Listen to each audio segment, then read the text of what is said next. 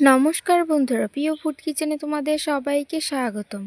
আজ আমি রান্না করব ডাঁটা আলু দিয়ে তেলাপিয়া মাছের ঝোল।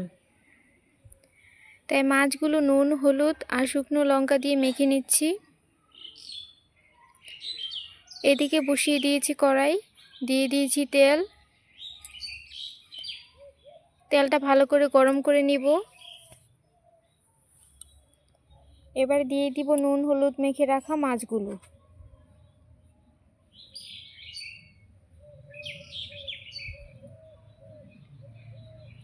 মাছগুলো একটু লাল লাল করে ভেজে নিব। ভাজা হয়ে গেছে, এবার তুলে নিচ্ছি। এই তেলে দিয়ে দিব অল্প করে জিরে আর দিয়ে দিব কালো জিরে ফোড়ন। এবার দিয়ে দিব কেটে রাখা ডাঁটা আর আলুগুলো। ডাঁটা আলুগুলো নুন হলুদ দিয়ে ভেজে নিব।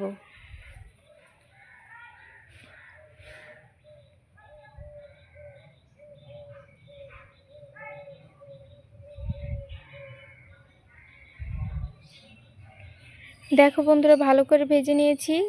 এবার দিয়ে দিব কাঁচা লঙ্কা বাটা, দিয়ে দিব জিরে ধনে বাটা,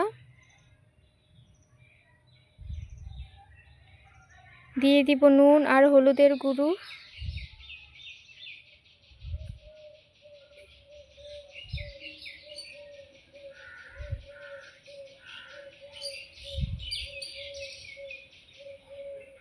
এবার অল্প করে জল দিয়ে ভালো করে কষিয়ে নিব।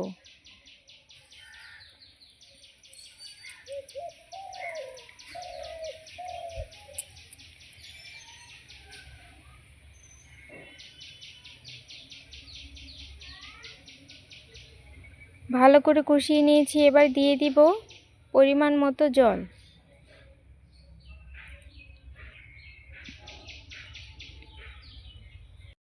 এবার একটু ঢাকা দিয়ে দিব।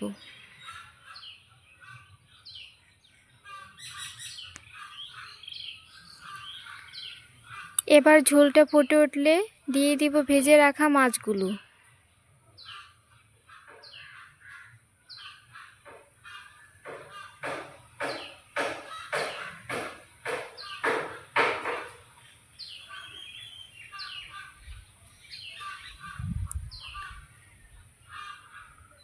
দেখো বন্ধুরা, ঝোলটা শুকিয়ে এসছে। এবার নামিয়ে নিব।